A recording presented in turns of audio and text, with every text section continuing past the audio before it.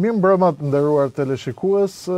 mirë se vini në takimin ton të radhës këtu në Puls 7 në NTV Televizion me mua Kreshnik Osmanin. Jemi sonte për të vijuar analizat me zhvillimet më të fundit, më të shpejta dhe më të jashtëzakonshme për hir të vërtetës, ndërkohë që pjesa më e madhe e televizioneve dhe e botës kanë marrë pushim, ne nuk kemi kohë për pushim. Duhet jemi aty për të analizuar dhe për të shikuar çdo gjë në detaj, sepse situata është tejet e ndezur në 3 pika tashmë të nxehta të globit: Ukraina, Ballkani dhe Tajvani. Janë 3 pikat më të nxehta të planetit. Zhvillimet ecin me shpejtësinë e dritës dhe jo vetëm që s'kemi mundësi të bëjmë pushim, po s'kemi mundësi as të marrim frymë, sepse zhvillimet janë të tilla, dinamikat janë të tilla dhe ne rrugtojmë drejt një bote me të panjohura të mëdha, të cilat do të jemi vazhdimisht, siç ju kemi mësuar prej muajve të gjatë, këtu në NTV Televizion, me mua Kreshnik Osmanin këtu në Puls 7, për të thënë gjëra që nuk ju a thonë të tjerët, për të bërë analiza që nuk do t'i dëgjoni diku tjetër,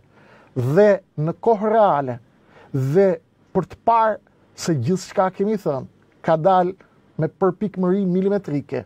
Ju duhet i ktheni kanalit ton YouTube, në NTV Televizion në YouTube dhe kanalit Kreshnik Osmani në YouTube për të parë se gjithçka e kemi parashikuar, jo se merremi me parashikime, por sepse kemi ndjekur në mënyrë milimetrike zhvillimet e jashtëzakonshme dhe kemi qenë aty për t'i interpretuar ato në kohë reale, më vërtetësisht se kur dhe pa asnjë lloj pengese. Shtetet e Bashkuara të Amerikës sapo kanë sfiduar Kinën. Para 2 ditësh, para 24 orëve, unë kam shkruar në faqen time në rrjetet sociale në Facebook, Kreshnik Osmani, kam shkruar në Facebook se pritej a do të vazhdonte, vijonte vizita e Nancy Pelosit, kryetares shefes e Kongresit Amerikan për në Tajvan, apo do të ndërpritej pas kërcënimit kinez për bombardim të avionit ushtarak, që do ta çonte Nancy Pelosin. Ju, shumë prej jush më shkruajtët dhe më thatë se Nancy Pelosi e ka anulluar vizitën e saj dhe unë ju thash, nuk e ka anulluar, por duhet prisni. Me orën 11:30 minuta, me orën lokale të mbrëmjet, orën 10:30 të mbrëmjes, në Tajvan, me orën e Tajvanit, me orën lokale të Tajvanit, ka zbritur avioni ushtarak që mbante, që përcilte shefen e Kongresit Amerikan në Taipei, në Tajvan, për të sfiduar edhe një herë fuqinë e Kinës, ushtrinë e Kinës. Amerika doli dhe i tha sot Kinës se ju jeni endet pa fuqishëm për të na ndaluar, ju jeni endet pa fuqishëm për të na kërcënuar dhe ju jeni endet pa fuqishëm për të luajtur me Shtetet e Bashkuara të Amerikës. Amerikanët kanë zbarkuar në Tajvan dhe avioni ushtarak i Nancy Pelosit ka qenë i shoqëruar nga një armatë e madhe luftaniesh amerikan, avionësh luftarak, të cilët kanë ndjekur itinerarin e zonjës amerikane, e cila vijoi vizitën e saj nga Singapori për në Malezi dhe më pas për në Tajvan. Ndërkohë, përfaqësuesi i Kinës në Këshillin e Sigurimit ka kërcënuar Shtetet Bashkuara të Amerikës se do të ketë një përgjigje të tmerrshme, një përgjigje jashtëzakonisht të fortë nga ana e Kinës për këtë sfidë amerikane, për këtë zbritje amerikane, për këtë kërcënim të hapur amerikan ndaj Kinës apo ndaj asaj që kinezët e quajnë uniteti i Kinës.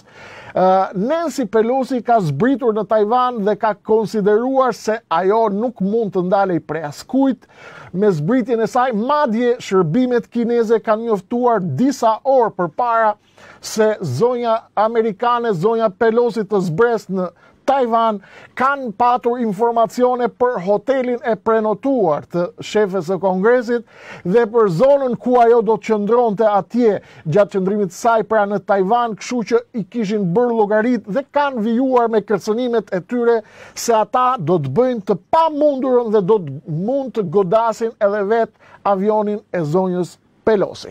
Në fakt, Amerikanët erdhën sot dhe i thanë Kinës që ne nuk pyesim për ju. U thanë kinezëve që ne nuk duam t'ia dim për kërcënimet tuaja dhe bota shkon sigurisht drejt asaj që të gjithë i trëmben. Vetëm një kunj shkrepse, vetëm një fije shkrepse e ndan konfliktin e madh botëror. Shumë prej jush na shkruani dhe na thoni mund të filloj, do të filloj lufta e tretë botërore, ju a kam thënë për para disa javëve. Këtu në TV televizion dhe në Puls 7, lufta botërore tashmë kanë nisur. Shumë nga ekuilibrat e ri kanë nisur të ndryshojnë dhe disa prej jush,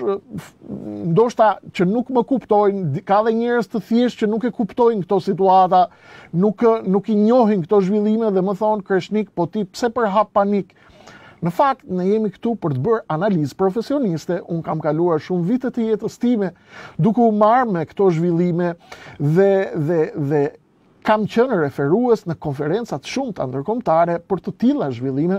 dhe nuk jemi këtu në këto emisione, në këto televizione, në këto dalje, ne nuk jemi për të masazhuar njerëzit, nuk jemi për të bërë seanca terapie psikologjike. Ju duhet ta kuptoni se ne jemi të detyruar ta themi të vërtetën ashtu siç është, sepse vetëm duke e parë të vërtetën në sy, unë nuk jam këtu për të bërë masazh dikujt, nuk jam këtu për të relaksuar njerëzit. Ka yoga, ka falje në kish, falje në xhami, lutje, shkosh në vendet e mira, të këndosh Biblën, të këndosh Kuranin, të këndosh citimet profetike, të shkosh në Himalaja, të bësh hiking, të bësh yoga. Pra ka shumë mënyra për të relaksuar. Por ne këtu nuk jemi për të relaksuar njerëzit, por jemi për të parë furtunalin botëror në kokër të syut, në bebet të syrit, të analizojmë të gjitha zhvillimet, nëse na dëgjon dikush nga politika e Tiranës të mbaj shënim dhe të marrë masa për atë që po ndodh, sepse po ja japim këshillat falas, for free, po e bëjmë për popullin ton, për popullin ton, dhe nëse ka shtet, nëse ka zyra, ata duhet ulen të mbajnë shënim, sepse çfarë u kemi thënë, prej 2 vitesh me radhë, ka ndodhur me përpikmerin milimetrike të një sahati, të një ore zvicerane. Për këtë arsye, të gjithë ju që nuk na kuptoni miq, duhet të na ndiqni, jemi të detyruar të shpjegojmë për gjithë njerëzit këtë botë të trisht dhe të frikshme në cilën jetojmë. Lufta e tretë botërore ka nisur, por është ende e ftohtë. A do të ndizet apo jo? Këtë do ta themi në vijim dhe do ta analizojmë në vijim. Pasojat e kësaj përplasje amerikano-kineze është një gjë e sigurt. Do të na ndjekin edhe në ditët në vijim, në javët në vijim dhe në muajt në vijim. Çka do të rrisë tensionet ndërmjet Shteteve Bashkuara të Amerikës dhe Kinës, sepse sfida ndërmjet Amerikës dhe Kinës që është përplasja më e madhe e planetit sot, është e përmasave të tilla, siç ju a kam shkruar edhe në faqen time në Facebook, që asnjëra nga palët nuk do të lejoj që t'i thyhet hunda. Amerikanët nuk mundet të pranonin sfidën dhe kërcënimin kinez, sepse do të ishte thyerje e hundëve të amerikanëve në qoftë se Nancy Pelosi, zonja e parë e Kongresit Amerikan, nuk do të vijonte vizitën e saj për në Taiwan. Kjo do të ishte një thyerje brinjësh për amerikanët, sepse kinezët do t'i çonin mesazh të gjithë botës që kërcënimi ynë e shmangu vizitën e Nancy Pelosit në Taiwan dhe e bëri Amerikën të bëjë një hap prapa. Amerika me të gjitha problemet dhe me të gjitha dinamikat e saj të jashtme dhe të brendshme, vazhdon të sfidoj dhe sfidoj sot hapur Kinën, Republikën Popullore të Kinës, duke i thënë që nuk mundet dhe nuk ka lindur ende ai shtet apo ai rend botror që mund të ndaloj Amerikën të bëj atë që ajo ka vendosur ta bëj. Dhe ky ishte sot mesazhi i tyre për kinezët. Amerikanët në fakt sot kanë thyer hundët e Kinës dhe të Pekinit zyrtar. Deri kur do të vazhdoj kjo? Ne këtë nuk e dim. Por ata me të gjithë arsenalin e luftanive të tyre, me arsenalin, me flotën e tyre që ecën me shpejtësi të madhe me karburant nuklear, dhe rrethimi i Tajvanit i treguan sot planetit edhe Kinës që ne jemi ende dhe vazhdojmë ende të jemi komandanti dhe xhandari i botës, dhe rendi i ri multipolar që pritet të lind ende nuk ka nisur, dhe ky rend nuk do të nis pa u marrë vesh me Amerikën, sepse ata janë të gatshëm t'i vën flakën botës në qoftë se dikush do t'a çojë në përmend që t'i anashkaloj, t'i ignoroj apo t'i sulmoj. Kjo është lëvizja amerikane sot. Jim Kirby, zëdhënësi i Këshillit Sigurisë Kombëtare të Shteteve të Bashkuara të Amerikës, ka thënë, ka bërë një deklaratë shumë të fortë dhe të rrezikshme. Jim Kirby ka njoftuar sot botën dhe i ka thënë me një fjali shumë të shkurtër dhe të vetme: koha e qetësisë mbaroi. Cila është qetësia që përfundoi? Çfarë e pret botën në vijim? Përse mbaroi koha e qetësisë? Kush ishte qetësia në cilën ne ishim? Ne vim nga koronavirusi, vim nga krizë e tmerrshme, vim nga një luftë e tmerrshme ndërmjet Rusisë dhe Ukrainës, vim nga një krizë e tmerrshme botërore, nga një inflacion i frikshëm që po fundos ekonomitë e shteteve dhe të entiteteve ekonomike më të fuqishme të botës, siç është ekonomia e Bashkimit Evropian, dhe një inflacion në rritje i paparë dhe i padëshmuar në 40 vitet e fundit në vetë Shtetet e Bashkuara të Amerikës, por edhe në zona të tjera të botës, në këtë moment ku vetëm në Afrikën e Veriut çdo 48 sekonda miq vdes një njeri sepse nuk ka bukë të ha. Nuk vdes prej diellit, as prej luftës, as prej fatkeqësive. Në këtë moment që është duke u incizuar ky emision, në këtë moment që po incizohet ky podcast i Krishnik Osmanit në Puls 7, çdo 8 sekonda që kalojnë në emision, ju duhet keni parasysh se në Afrikën e Veriut, numëroni sa herë të numëroni në 48, është duke vdekur një fëmijë, apo një i ri, një burr apo një grua, sepse nuk ka mundësi të siguroj, po vdes prej uris. Jim Kirby thot, njofton planetin se siguria dhe qetësia tashmë kanë përfunduar. Ç'do të thot kjo? Kjo do të thot që shtatori do të jetë shumë i ngarkuar me ngjarje, me tensione dhe me një përshkallëzim të konfliktit dhe tensioneve. Ktheuni te kanali jo në YouTube, në NTV Televizion dhe te Krishnik Osmani, dhe ju do të shikoni se si ju kam bërë analizat dhe ju kam thënë që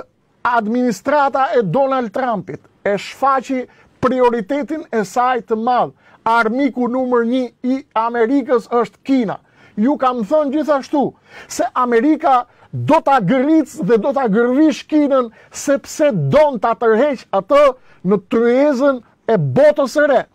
Të merren vesh për botën e re, përndryshe amerikanët e kanë paralajmëruar që është në 82, në 22 dhjetor të 82-shit. Ju a kam thënë në një mbledhje në Washington DC ku ekspertët amerikanë kanë thënë se në 2006 Kina do të ishte fuqia e parë ekonomike e botës. Amerikanët e duan Kinën në tryezë. Kina nuk don të ulet me Amerikën sepse don të vazhdojë rritjen dhe fuqizimin e saj ekonomik. Amerika nuk ka për ta lënë Kinën të rritet më. Amerika do të bëjë gjithçka, por Kina nuk po qëndron e vetme, po luan me shumë kujdes, me shumë dhelpëri dhe me shumë dinakëri, edhe me Rusinë, edhe duke mbështetur Rusinë në mënyrë indirekte, por edhe duke bërë veprime të matura në raport me Amerikën dhe me Bashkimin Evropian, duke mos i dhënë Rusisë një mbështetje të drejtë për drejtë, pasi ajo kujdeset që $1 trilion që i eksporton në Shtetet e Bashkuara të Amerikës dhe në Europë të mos i goditen. Ndërkohë që një pjesë e madhe e njerëzve kanë nisur plazhet, ne jemi sot për t'i treguar ju të gjithëve ju që po na ndiqni sot në numër rekord njerëzish, jemi për t'ju treguar se do t'jemi bashkë dhe duhet bashkarisht të kuptojmë me kujdes se çfarë është duke ndodhur, sepse janë të gjitha të lidhura bashkë me njëra tjetrën. Fuqia e barutit në Taiwan nuk ndryshon as pak, miq dhe të nderuar motra dhe vëllezër shqiptar, nuk ndryshon as pak nga fuqia e barutit në Kosovë, e provokuar nga Aleksandar Vučić dhe këshilltarët e tyre atje ku ata i dinë dhe i njohin mirë. Ajo që po ndodh dhe që pritet të plas në këtë trekëndshin e madh që nuk është gjë tjetër përveç se vatra zjarri, të cilat vënë në provë vendosmërinë amerikane dhe atë kineze dhe atë ruse për të çuar përpara planet e tyre. Jo rastësisht ka ndodhur, janë ndezur gjakrat edhe në Kosovë, jo rastësisht Jim Kirby, zëdhënësi i përfaqësuesi i Këshillit të Sigurisë Kombëtare të Shtetit Bashkuar të Amerikës, e ka njoftuar sot nga shtëpia e bardhë dhe ka thënë që bota e qetë tashmë ka përfunduar. Nuk ka më një botë të sigurt, nuk ka më qetësi.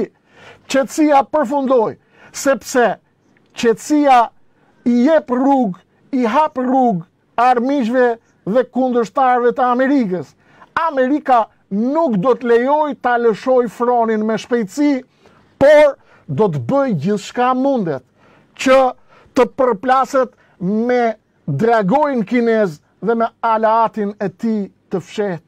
apo të deklaruar që është gjysmë të fshehtë, gjysmë të deklaruar që është Rusia, të paktën në anën praktike, sepse në teori ata janë bashk, por se në praktik Kina po kujdeset që t'i jap mbështetje me doreza Rusisë për të ruajtur një lloj stabiliteti në marrëveshjen, në marrëdhënie me Shtetet Bashkuara të Amerikës, por dhe me Bashkimin Evropian.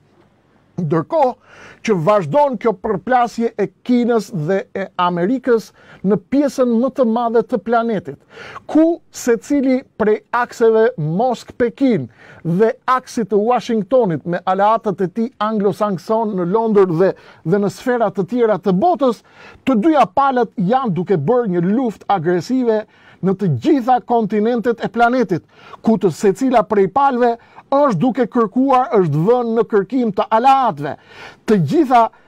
Të dyja akset, në qoftë se do t'i përkufizojmë ashtu, të dyja akset janë vënë në kërkim të aleatëve, secili po kërkon të grumbullojë sa më shumë aleat në Azi, sa më shumë aleat në Afrikë, sa më shumë aleat në Bashkimin Evropian, në Amerikën Latine, përveç Australisë, Kanadas, New Zelandës, që dihet që i përkasin boshtit anglo-sakson. E vërteta është se në të gjithë këtë mishmash, në të gjithë këtë përplasje të madhe, popujt e vegjël, popujt e varfër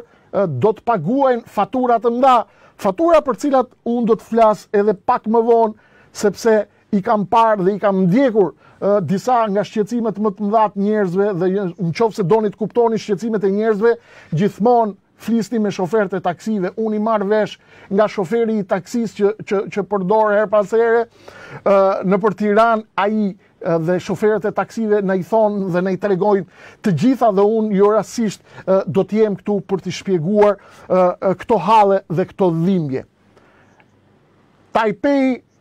Amerika dhe Kina kanë nisur sot zyrtarisht përplasjen.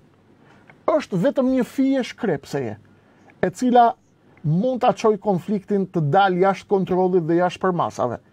Dhe është ajo fije shkrepseje e cila nëse nuk ndizet, do ta mbaj botën në një tension të ardhshëm në javët dhe në muajt në vijim, tension i cili do të vijë dhe do të shpërngulet në vatra të tjera të botës. Jo rastësisht ne e kemi parë këtë tension të shpërngulet në Ballkan, në Ballkanin që është një fuqi baruti, ku disa serb në veri të Kosovës me urdhër të Vučićit dhe të Moskës, sigurisht për llogaritë të lojës së Moskës në Ballkan, ndezin situatën atje. Albin Kurti, qeveria e Kosovës, merr vendim pas rikthimit nga Washingtoni dhe pas takimit të tij me zonjën Vjosa Osmani me sekretarin amerikan të shtetit në Washington. Ata kthehen dhe menjëherë nis kërkesa për reciprocitet me Serbin. Në fakt, a ka një kohë për reciprocitetin për gjithë interpretuesit e palës serbe dhe të palës dhe të shkollës ruse të analizës. Përse duhet ketë Albin Kurti, me të cilin ne bijem dakord ose s'bijem dakord. Në politik, unë bije dakord herë me Albin Kurtin dhe në shumë raste të tjera nuk bije dakord me të. Ai është një i majt i fort, i palëkundur me shumë prej politikave të cilit unë nuk bije dakord. Unë me shumë prej frymës Albin Kurtit nuk bije dakord. Por a kishte të drejtë Albin Kurti që të vendoste macat e reciprocitetit për letër njoftimet dhe për targat në veri të Kosovës pa diskutim që ka të drejtë. Dhe çdo kush që e konteston këtë të drejtë të Kosovës, sigurisht është në të drejtën e tij për ta bërë këtë, por është duke e çuar ujin tek mulliri i Beogradit dhe i Moskës, sepse sado që të bijem në kundërshti, sado që ta refuzojmë Albin Kurtin, sado të mos jemi dakord me politika dhe Albin Kurtit, sado të mos jemi të dakord me qasjen e tij politike, me mënyrën se si ai po bën politikë në Kosovë dhe me shumë tema të tjera delikate të cilat ai i ka trajtuar jo ashtu siç mendojmë ne, Albin Kurti dhe shteti i Kosovës, qeveria e Kosovës, në çdo moment, pavarësisht të gjitha aludimeve dhe llogarive, në çdo moment, pavarësisht luftës në Ukrainë, pavarësisht konfliktit të mundshëm në Tajvan, ata janë në të drejtën e tyre, pasi marrëdhënia e reciprocitetit nuk ka kushtëzime kohore. Marrëdhënia e reciprocitetit nuk mund të jetë e lidhur me një luftë në një vend tjetër të botës, as nuk mund të jetë e lidhur me llogaritë të tjera politike apo gjeopolitike, sepse nuk mund të pranohet që dy shtete të mos kenë marrëdhënie reciproke me njëri tjetrin. Ndërkohë që ky tension është intensifikuar në Kosovën tonë të dashur, në Dardaninë e zemrës dhe të shpirtit, Tirana zyrtare përgjithsisht ka qenë në plazh. Shteti ynë, qeveria, kreu i qeverisë kemi qenë në plazh dhe e vetmja deklaratë që ka ardhur nga kryeministri Rama ka qenë një thirrje që ky i fundit i ka bërë Beogradit që të mos ushqej dhe të mos i jap shkas këtyre katundarëve nacionalist në veri të Kosovës që të mendojnë gjëra të rrezikshme. Pra, kryeministri Edi Rama jo vetëm që nuk ka dënuar Aleksandar Vučićin, shokun, mikun dhe vllajën e tij, me të cilin ai po projekton Open Balkanin, këtë parajsën e re që ka premtuar George Sorosi për banorët e Ballkanit. Ai nuk e ka kritikuar, as e ka sulmuar, as e ka kundërshtuar, as e ka kontestuar nxitjen e Beogradit zyrtar dhe veçanërisht të ish ministrit të propagandës, se Slobodan Miloševići, tashmë kryeministri, tashmë koka i Serbisë, Aleksandar Vučić, të cilit i thuhet se ti nuk duhet ti mbështesësh këta fshatarët serb që kanë bllokuar rrugët atje, sepse ata janë disa ignorant. Ndërkohë që NATO-ja, forcat e NATO-s, pjesë e të cilës ne jemi si Shqipëri, dhe pjesë e cilës është edhe janë dhe trupat e KFOR-it në Kosovë, të cilat thanë se KFOR-i, pra Aleanca Atlantikut Veriut, NATO, do të ndërhyjë në mënyrë urgjente nëse kërcënohet stabiliteti dhe siguria e Kosovës. Ata kanë njoftuar se do të ndërhyjnë nëse Beogradi kërcënon stabilitetin e Kosovës, ndërkohë Rama, kryeministri i Shqipërisë, nuk i thot Aleksandar Vučićit mjaft me këto provokime, mjaft me këto lojra, mjaft me këto filma, por i thot ati, bëj kujdes, zoti Vučić, bëj kujdes, vllai ynë i madh Vučić, që këta fshatarët që u ka ikur mendja, ju kërkoj ndjes për pak një.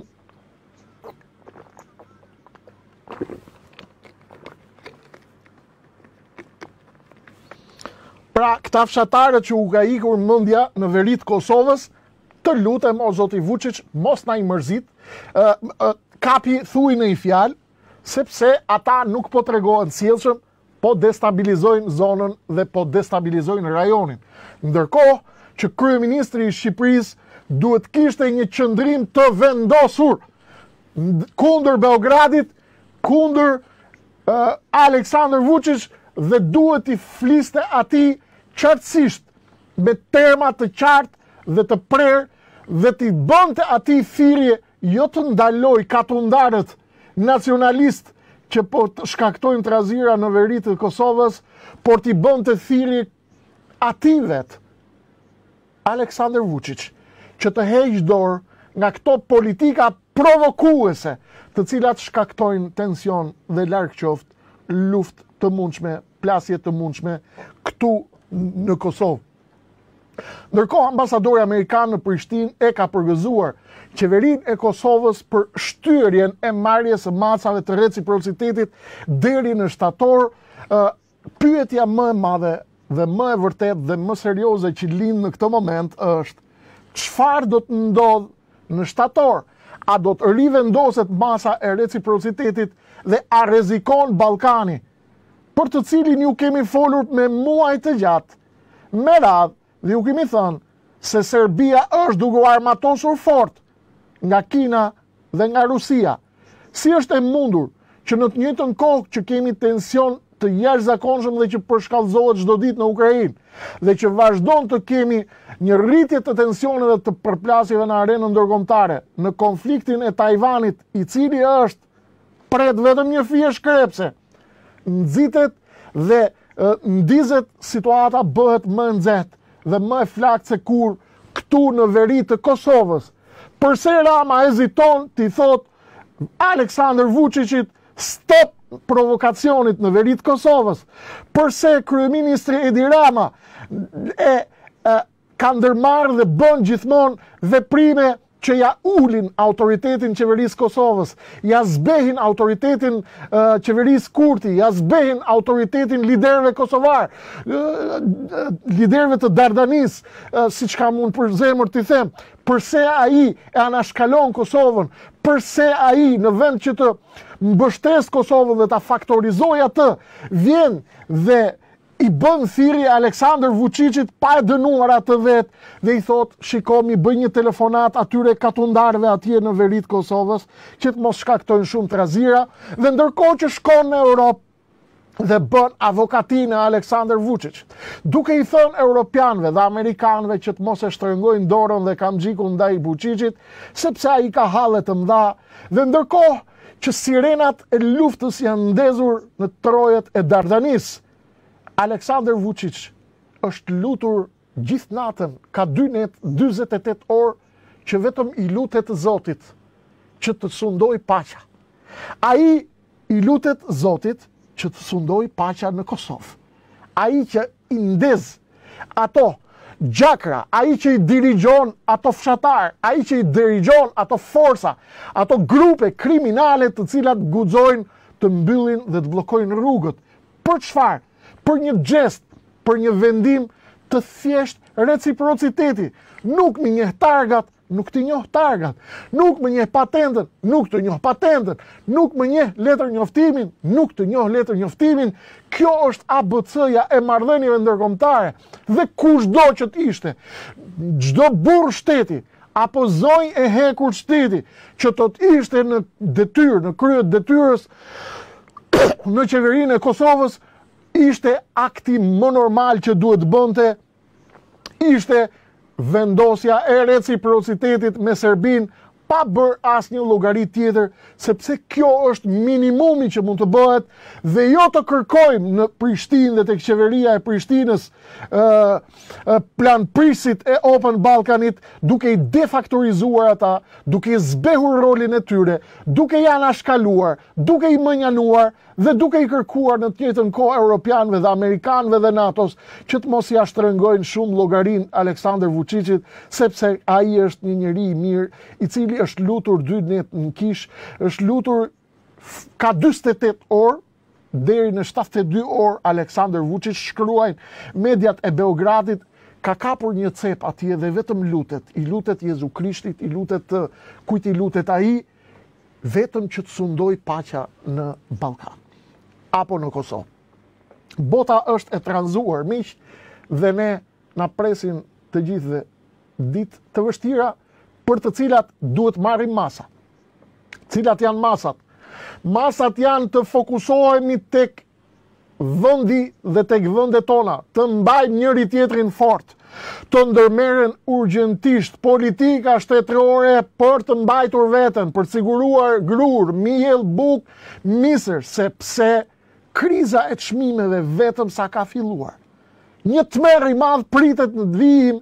sepse në qoftë se do të vijojë konflikti ndërmjet Shtetit Bashkuar të Amerikës dhe Tajvanit, i cili pritet të nxehet tashmë, pasi Kina ka nisur luftaniet e saj dhe raketat e saj dhe bombarduesit e saj në drejtim të ngushticës së Tajvanit për të marrë dhe për të rikthyer edhe një herë shtetin ishullin rebel,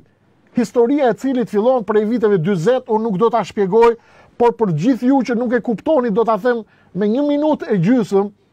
atë që ka ndodhur atje. Shumë njerëz thonë që është ky Tajvani, që është kjo Kina, për brezat e ri që kanë lindur, por edhe për ju që nuk e dini, ka qenë një konflikt civil, një luftë civile në vitet 40 në Kinë, luftë civile ndërmjet komunistëve dhe nacionalistëve, e cila përfundoi me triumfin e komunistëve, të cilët erdhën në pushtet, nacionalistët u arratisën dhe u vendosën në ishullin e Tajvanit dhe shpallën prej atje Taipei si kryeqytet të Kinës. Shtetet e Bashkuara të Amerikës dolin të njihnin atë dhe e njohën Tajvanin si përfaqësues ligjor dhe zyrtar të Kinës. Ndërkohë Partia Komuniste Kineze që mori në administrim Republikën Popullore të Kinës nuk e njohu Tajvanin dhe nuk njohu as i vend tjetër që e njeh atë. Dhe ky ishte konflikti që nisi prej asaj kohe, prej viteve 40, kur ndodhi ndarja dhe kur nacionalistët kinezë u ndanë me komunistët dhe u arratisën për në ishullin e Tajvanit. Shtetet e Bashkuara të Amerikës e kanë njohur atë, madje edhe në Këshill të Sigurimit, në Organizatën e Kombeve të Bashkuara ka qenë Tajvani përfaqësuesi i Kinës deri në vitin 1971-72, kur amerikanët tentuan ta marrin Kinën nga ana e tyre dhe ta afrojnë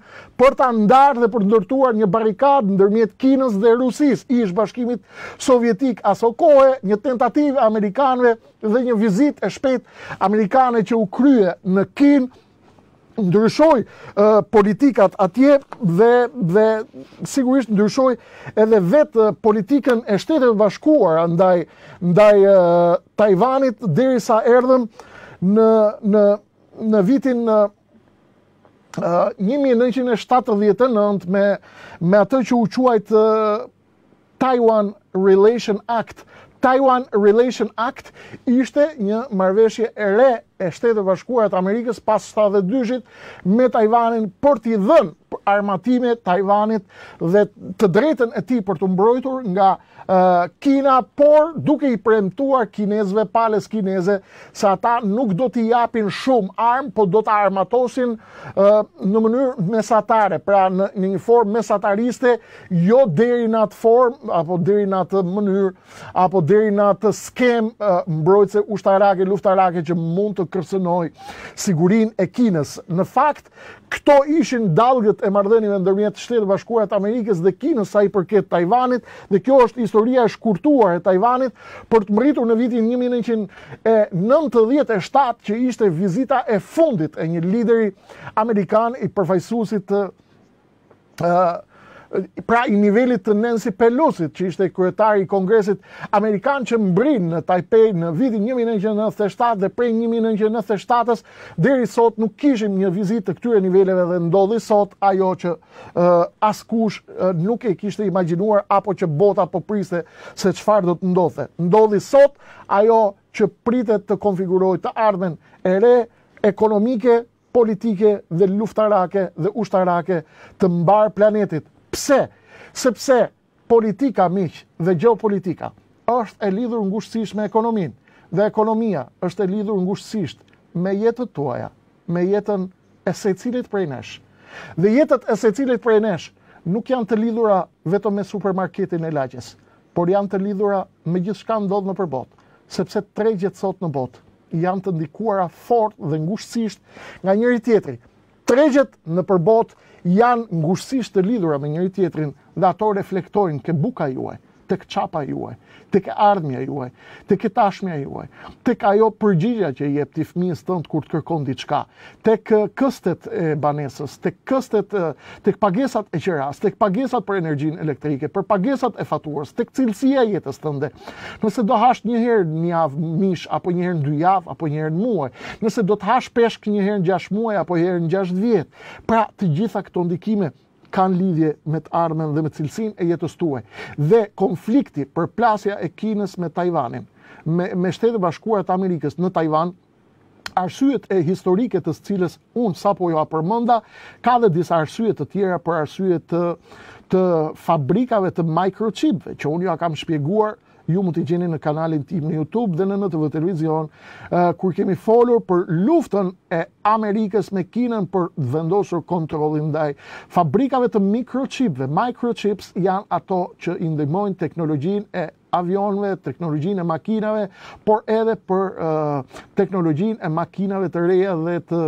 kësaj industrisë së re e cila po i shmanget naftës dhe karburanteve të tjera për të punuar me energji elektrike. Është një luftë gjeopolitike, geostrategjike e cila do të ndryshojë të ardhmen e planetit. Çdo të thotë një tension mes Amerikës dhe Kinës, edhe në qoftë se nuk lis lufta, do të thotë mbyllje dhe tension i jashtëzakonshëm në ngushticën e Tajvanit, pra në detin e Kinës së Jugut, që është hapësira ujore ndërmjet Kinës dhe Tajvanit,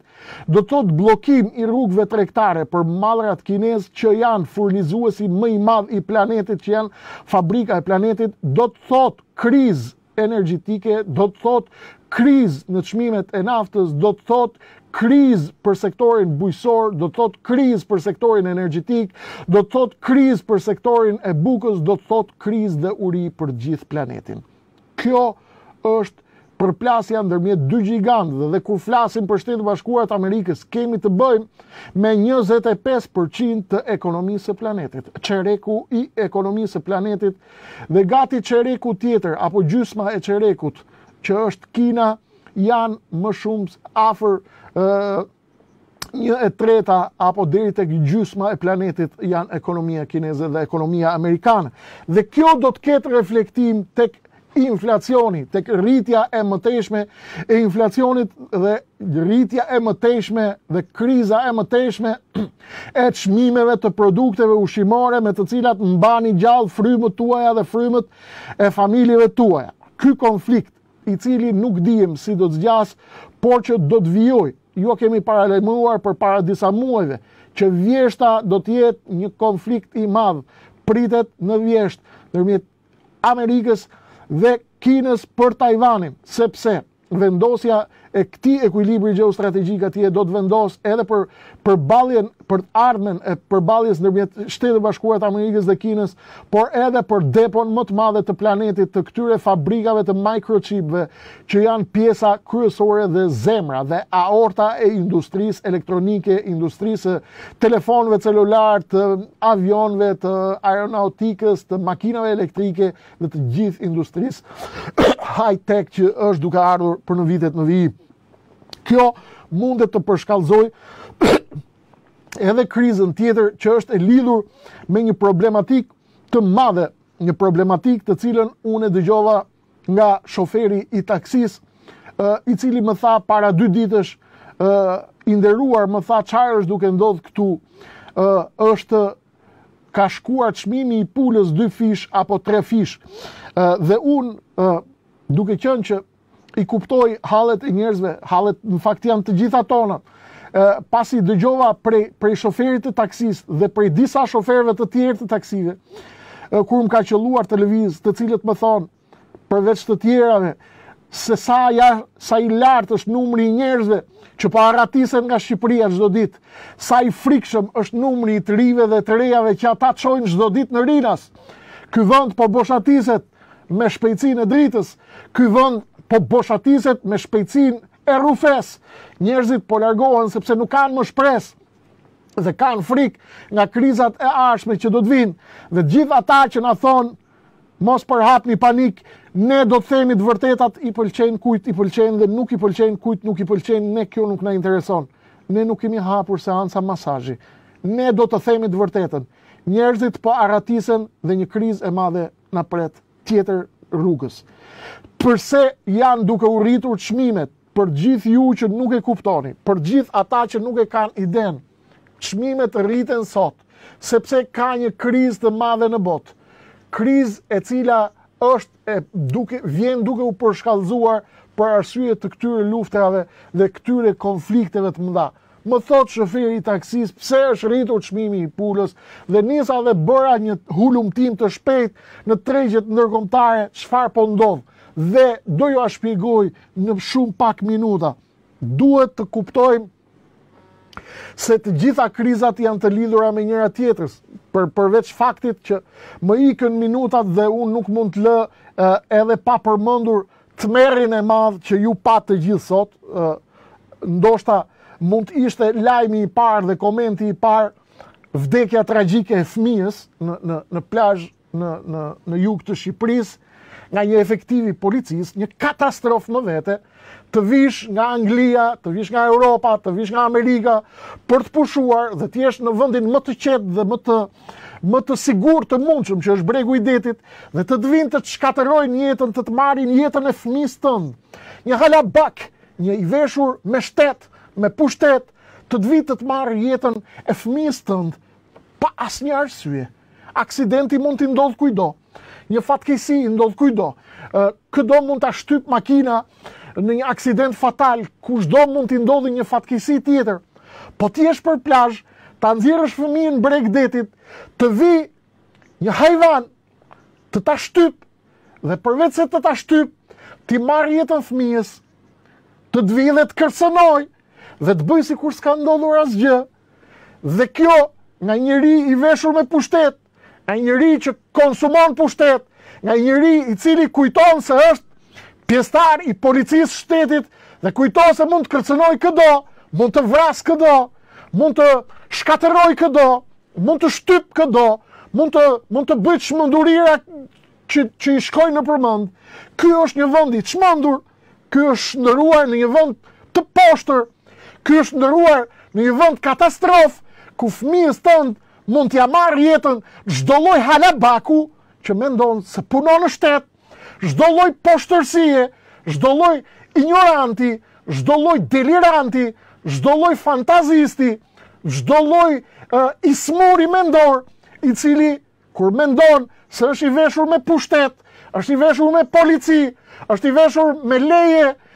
është i veshur me pistolet, është i armatosur me lejen e shtetit tënd dhe të shtetit tim, ai mendon se deliri i tij e çon të besoj se ai ka mundësi të luaj në Bregdet, të shtyp fëmijët, të shtyp këdo që është duke bërë not, t'ia çaj kokën me elikën e varkës, të bëj ekzibicione, të gjuj për goca të bukura, të sillet interesant dhe të vit hyj me vark, të marr jetën e një fëmije. Fëmijë i cili mund të ishte fëmia jot, mund të ishte fëmia im dhe fëmia i kujdo tjetër. Atë më thot dhe shoferi i taksis, po arratisen njerëzit dhe unë e di, tha Kreshnik, se që po shohin sytë e mi në këtë vend, cila është çmenduria që po ndodh në këtë vend. Njerëzit po arratisen, njerëz që marrin rroga nga 2 milion, 3 milion lek të vjetra në muaj, po arratisen me shpejtësinë e dritës, sepse e thonë që ky vend është shmendur, ky vend është terrorizuar, ky vend ka dal nga binarët, shteti të vret, shteti vjen nesër të ka babën, të ka nënën, ta kërcënon, ta intimidon, ta josh me para, me joshje, me kërcënime, me burg, me dosje. Ky vend po të shmendet. Dhe ne të gjithë bashkë duhet të ndalim këtë, media, politik, analizë, qytetar, shoqëri civile, të gjithë bashkë, ne duhet të ndalim këtë çmenduri, sepse përveç çmendurive që po ndodhin në përbot, ne nuk kemi më fuqi t'i mbajmë edhe këto çmenduri që po shkatërrojnë jetën tonë këtu brenda. Njerëzit nuk dinë si do të kalojnë muajin, si do të mbyllin muajin, por në të njëjtën kohë duhet të kujdesen që fëmia që e ka lënë Bregdetit mund t'i kthehet, duhet kujdesen që të mos i kthehet i vdekur, sepse atje ka disa të çmendur, disa halabak, disa njerëz delirant, të armatosur me shtet, të armatosur me polici, të armatosur me rrobën e shtetit, me uniformën e shtetit,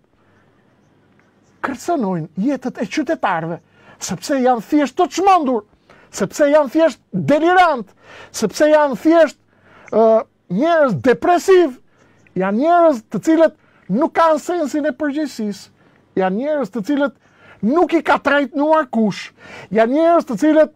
mbjellin hashash, mbjellin kanabis, vën gjoba, kërcënojnë, ndalojnë njerëzit, kërcënojnë njerëzit, marrin para, fitojnë para, dalin bëjnë jetë me luksi, me skafe, me plazhe, me makina të bukura dhe kujtojnë se kanë prekur qiellin me dorë. Por në fakt, ata nuk do të guxonin ta bënin këtë, të kërcënonin jetën e fëmisë tënd dhe të fëmisë tim, në qofse nuk do të ndjeheshin sigurt se ka dikush që ja mbulon krahët, se ka rrugeçër më të mëdhenj se sa ata që ja mbulojnë krahët, gjithashtu të veshur me shtet dhe me pushtet. Por ju duhet të mbroheni duke ulëritur zemratën tuaj tek fytyrat e këtyre rrugeçërve të veshur me pushtet dhe t'i ndaloni ata të vrasin fëmijët tuaj, sepse fëmijët tuaj janë gjëja më e shenjtë që keni, dhe nëse nuk ulërini për fatet e fëmijëve tuaj, nuk keni për të ulëritur kurrë, dhe në qoftë se nuk bëni gjë për fëmijët tuaj, ju dhe unë, do të thotë që ne jemi krijesa të pander, jemi krijesa pa cip, jemi krijesa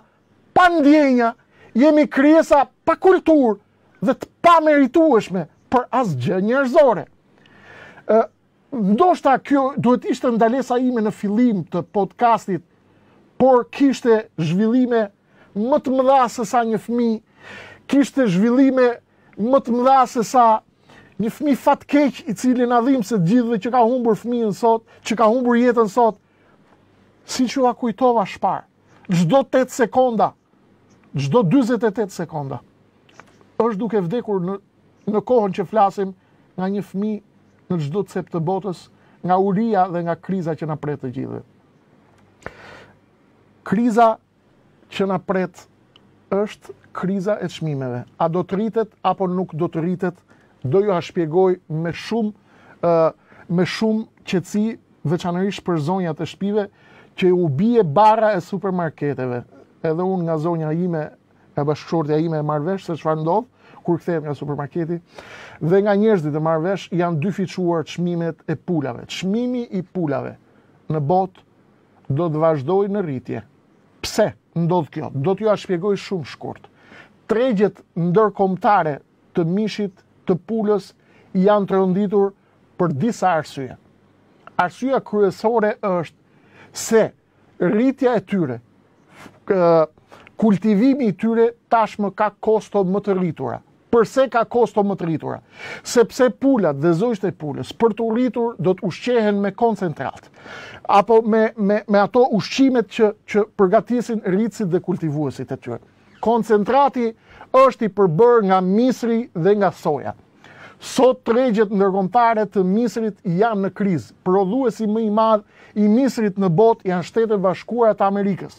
Por, duke qenë që është rritur kostoja e rritjes së këtyre shpendëve në të gjithë botën është rritur dhe çmimi i tyre. Duke qenë se Shtetet Bashkuara të Amerikës janë sot prodhuesit më të mëdhenj të misrit në botë, por edhe për arsye se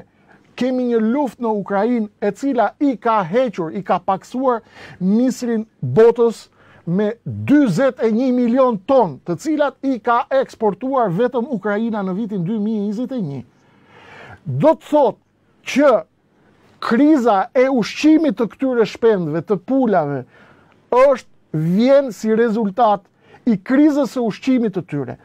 Të gjithë ata që merren me rritjen e këtyre shpendëve në botë e dinë sot se kostoja e rritjes së një shpendi nga zog pule derisa të vjen tek ti në supermarket, 70% është kosto e ushqimit. Kosto e ushqimit ka bërë që të rritet për arsye se është rritur çmimi i misrit dhe i sojës në tregjet ndërkombëtare. Pse është rritur? Lufta e Ukrainës i ka paksuar tregut 41 milion ton misër, por edhe sepse me rritjen e çmimeve të karburanteve, të naftës, një pjesë e misrit është përdorur për të prodhuar benzinë, lëndë djegëse, pra etanol, që është një benzin apo një karburant që prodhohet nga misri. Të gjithë këto faktor kanë ndikuar në rritjen e çmimit apo në rritjen e kostove të rritjes së shpendëve dhe një pjesë e madhe e atyre që i kanë rritur nuk i kanë rritur më. Malajzia në Kuala Lumpur i ka marrë vendim përpara pak muajsh që në një shkurt do të ndalonte furnizimin e botës me 3.6 milion krerë, por prodhuesit më të mëdhenj vazhdojnë të jenë Shtetet Bashkuara të Amerikës dhe Brazili, Argentina dhe vendet e ngjashme. Një arsye tjetër pse është rritur çmimi i këtyre shpendëve, veçanërisht i pulave, është edhe sepse mishi i kuq është rritur çmimi i tij në treg sot. Rritja e çmimit të mishit të kuq e ka bërë fukarajin që të kthehet tek pula. Kjo ka ndodhur në Shtetet e Bashkuara të Amerikës, por edhe në pjesën tjetër të botës. Njerëzit sot shkojnë ke mishi i pulës, sepse mishi i pulës është mishi i fukarejve. Ata që nuk han dot mishin e kuq, janë drejtuar mishit të pulës. Edhe pse ai është rritur dhe ka psuar rritje gati me 100% në pak muaj, ai vazhdon të jetë më i liri për konsumin e njerëzve. Rritja e kërkesës për këtë produkt e ka rritur edhe çmimin e tij në treg. Dhe mungesa e kontrollit, mungesa ulja e eksporteve nga vendet prodhuese e ka rritur çmimin e mishit të pulës, i cili do të vijë duke u rritur. Edhe për një arsye tjetër. Arsyeja tjetër kryesore është se përpara pak kohëve Ministria e Bujqësisë e Kinës ka njoftuar ambasadën amerikane në Pekin, duke njoftuar, ka qenë njoftimi pak ditë përpara nisjes së luftës ndërmjet Ukrainës dhe Rusisë. Pra, jo me 24 shkurt ka filluar lufta, disa ditë përpara 24 shkurtit, Ministria e Bujqësisë e Kinës ka njoftuar ambasadën Shtetet Bashkuara të Amerikës për përhapjen e gripit afrikan të derrave. Kina, për të gjithë ata që nuk e din, është konsumatori më i madh i mishit të derrit në botë, bashkë me shumë shtete aziatike. Dhe për të gjithë ata që nuk e din, sot në botë, pas mishit të pulës, mishi që konsumohet më shumë në gjithë planetin, mishi i dytë që konsumohet është mishi i derrit. Dhe Kina është konsumatori i parë në botë i mishit të derrit bashkë me disa vende të tjera aziatike. Duke qenë se në 22 shkurt të vitit 2022, pra shumë pak ditë përpara se të nisë lufta ndërmjet Rusisë dhe Ukrainës, Kina njofton amerikanët për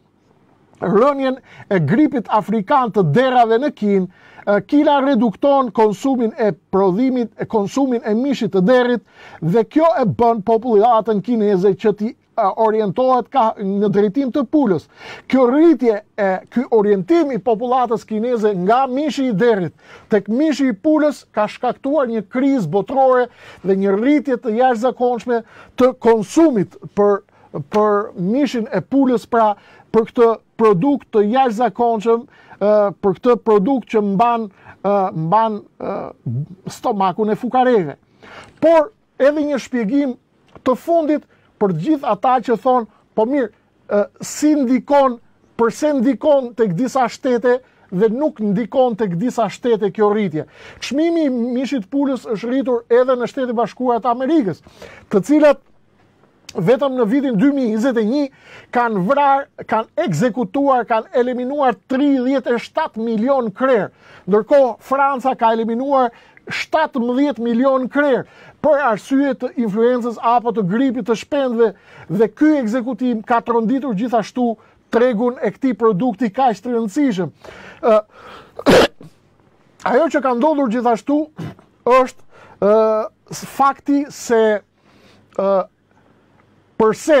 Amerikanët nuk qahen për rritjen e çmimit të pulës dhe qahemi ne fukarejt, për shembull, apo vendet e tjera të varfra. Kjo ndodh për arsyeën e sasisë që paguan, që shpenzon çdo popull për ushqimin. Amerika, New Zelanda, Kanadaja, Britania, Bashkimi Evropian, Australia, New Zelanda janë vende të cilat konsumojnë për ushqim vetëm 10% të ardhurave të tyre. Ndërkohë që në vendet e varfra konsumi për ushqim i të ardhurave të tyre shkon nga 40-50 deri në 70% në rastet ekstreme. Pra, ndërkohë që një shtet paguan vetëm 10% të ardhurave për ushqimin, siç është Shtetet Bashkuara të Amerikës, pra Kanadaja, Britania, Zvicra dhe shtetet e tjera të pasura, shtetet e varfra konsumojnë 40 deri në 60% të ardhurave të tyre për ushqim, dhe kjo bën atë krizë që ju e ndjeni sot shumë të fortë tek portofolët tuaj dhe tek zonjat tona të nderuara, të cilat kur kthehen nga supermarketet u thon burrave të tyre, nuk dalin më lekët, duam të tjera. Ju duhet ta kuptoni se kjo nuk është faji i grave tuaja dhe i zonjave tuaja të nderuara, por është kjo krizë e tmerrshme që ka pushtuar planetin. Unë do të kisha dëshirë, në fakt, se cili për ju që po na ndiqni, të komentoni te komentet jo me shifra, por sa mendoni ju, sa përqind e të ardhurave tuaja, ju i paguani për ushqimin, për bukën e gojës, pra duke hequr korrentin. Unë do të kisha dëshirë të shoh te komentet tuaja kudo ku i gjendeni, në Shqipëri apo në Dardani, në trojet shqiptare apo jashtë, do doja për afërsisht se sa është përqindja që ju i shpenzoni për ushqim. Pra, keni 5 lekë të ardhura në muaj, nuk duhet më thoni sasi parash, sa harxhoni para. Duhet të thoni sa përqind të ardhurave tuaja ju i shpenzoni për bukën tuaj të gojës dhe për bukën e fëmijëve. Dhe kjo do të jap një rezume shumë të qartë, e cila do të na tregoj se cili është niveli i vërtet, i pakontestueshëm i varfërisë në këtë vend të tmerrshëm, ku njerëzit, siç më thon shoferët e taksive, janë duke u arratisur me shpejtësi. Sytë tanë e dinë se çfarë heqim ne dhe çfarë shohim ne në aeroport çdo ditë e çdo natë. Bi nënash që ndahen nga gjiri i nënave tyre, baballar dhe nëna me lot në sy për cilin fëmijët e tyre për t'i shpëtuar nga kjo çmendin ku ne jetojmë të gjithë dhe që po nuk e ndryshuam të gjithë bashkë, do ta marr të gjithëve poshtë. Thellë tek hupnerat dhe humbtirat e botës së rrezikshme që po vjen. Ju falenderoj të gjithëve që ishit sonte kaq të shumt në numër në një kohë kur askush nuk e ka mendjen tek politika, askush nuk e ka mendjen në Facebook dhe në internet, në një kohë kur gjithë janë me pushime dhe jeni në plazh, ju keni gjetur kohën në një numër rekord njerëzish sot. Ju falenderoj interesimin tuaj të lartë dhe ne këtij interesimi do t'ju përgjigjemi me besnikëri dhe me analiza të vazhdueshme në kohë reale për gjithçka është duke ndodhur në botë dhe për gjithçka është duke na rrethuar me shpejtësi për ngjarjeve, që të jemi aty bashkë, t'i çojmë rekomandimet atyre qeveritarëve nëse ka ndonjë qeveritar që vazhdon të jetë në zyrat e shtetit dhe mban shënim që të ruajnë Shqipërinë, të ruajnë shqiptarët dhe të marrin masa për javët dhe për muajt në vijim, sepse do të jetë një malore e fortë shumë për të cilën ne të gjithë duhet të bëhemi gati. Konflikti kinezo-amerikan sapo është përshkallëzuar me ardhjen e Nancy Pelosit në Taipei dhe ditë të nxehta do të kemi në vijim në trekëndçin tashmë më të nxehtë të planetit, Ballkan, Ukrainë, Taiwan. Derisa takohemi në takimin tonë në bisedën në podcastin tim të radhës, uroj dhe i lutem Zotit që t'ju jap jetë dhe shëndet të gjithëve ju dhe bashkë me ju edhe mua të takohemi për të tjera zhvillime, për të tjera analiza këtu në Puls 7 në NTV Televizion, si gjithmonë me analiza, projekcione, zbërthime, citime, këndvështrime, të cilat ju nuk do t'i gjeni në asnjë ekran tjetër. Për këtë ju siguroj. Të gjithë ju që na ndiqni nëpërmjet valveve të NTV Televizion, mund të na riktheni tek faqet tona në rrjetet sociale në NTV Televizion në Facebook, Kreshnik Osmani fanpage në Facebook, puls7news.com fanpage në Facebook, por edhe t'i ktheheni emisioneve tona Puls 7 tek kanali NTV Televizion në YouTube, duke shkuar atje dhe duke bërë subscribe, por edhe tek kanali Kreshnik Osmani në YouTube. Bashk natë të mirë për sonte. Ju uroj të keni pushime të mbara të gjithë, të qeta, hapni syt, ruani fëmijët, sepse jetojmë në një vend të çmendur. Zoti ju ruaj gjithëve. Na ruajt ne dhe të gjithë ju që jeni dakord me përmbajtjen e këtyre bisedave dhe që i vlerësoni ato si të rëndësishme, merrini ato dhe të shohani pjesës tjetër të shqiptarëve. Kujdes. Deri në një takim të dytë, Zoti ju ruaj të gjithëve. Natë të mirë për sonte.